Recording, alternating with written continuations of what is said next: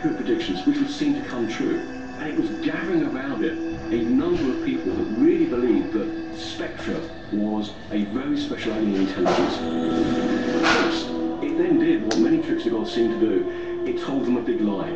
It told them the world was going to end. And a lot of people said, well, it's telling us the world is going to end, it must be going to end. And of course it didn't. Could Spectra have been a hoax?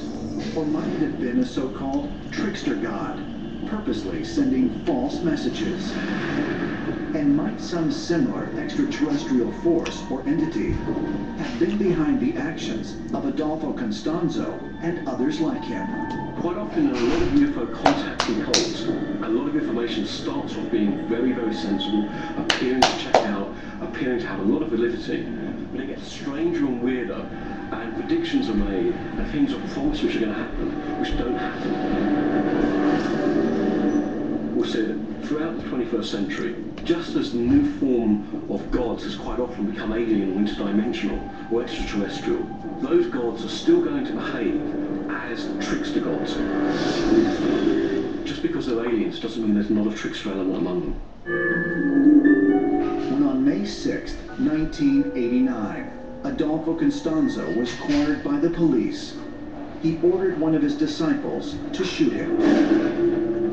He was estimated to have murdered anywhere from 20 to 40 people.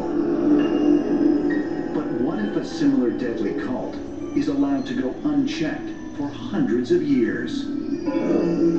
Such a nightmarish possibility did, in fact, happen.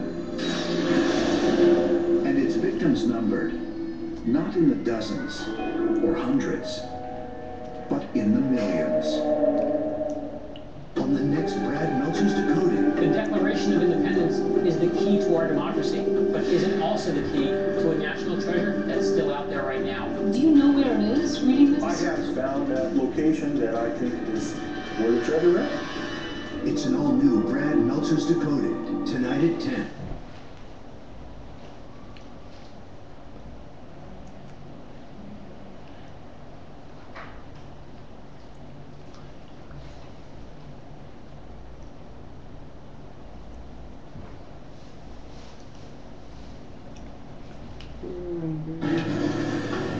Bangalore, India.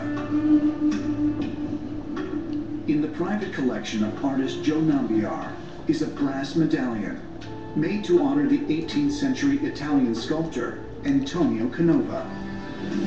The medallion bears the bust of the artist on one side, with his famous work, The Three Graces, on the other.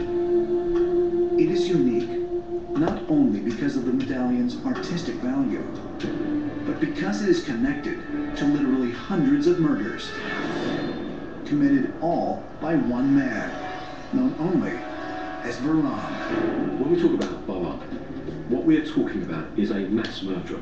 He was directly responsible or a major participant in more than 900 murderers. That's a staggering number, and what appalls us and intrigues us even more was he saw this as an act of religious devotion. Varan dispatched with all his victims by means of strangulation. Using a long strip of silk he wore wrapped around his waist, called a rumal. The rumal had the Canova medallion sewn into it to add weight to one end, so when thrown, it would easily wind around the intended victim's neck. But this method of murder was not unique to Varan. It was also practiced by a network of organized killers who by the 19th century numbered in the thousands. They were known as the Thuggee, and by even the most modest estimates, they are history's deadliest cult. Nearly 2 million deaths have been attributed to this cult, found in mass graves throughout India. They were really a band of thieves. They made their money by attacking people and robbing them on the roadways of India. Today we call people often thugs, who are robbers or violent criminals. And this word comes from the Thuggees of India. The Thuggee are believed to date back to the 1300s.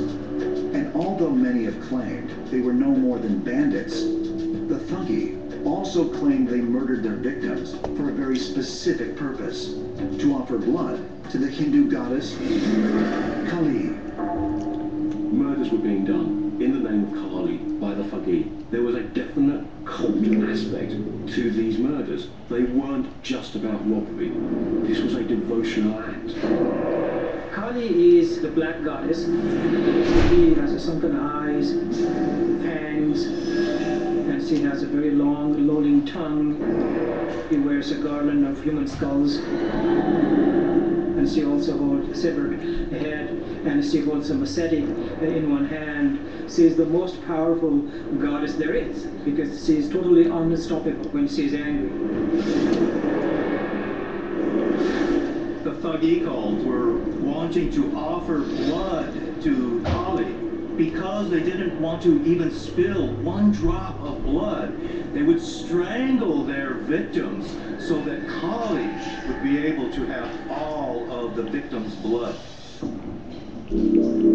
Curiously, although Kali is a Hindu god, the Thuggee also included Muslims and Sikhs.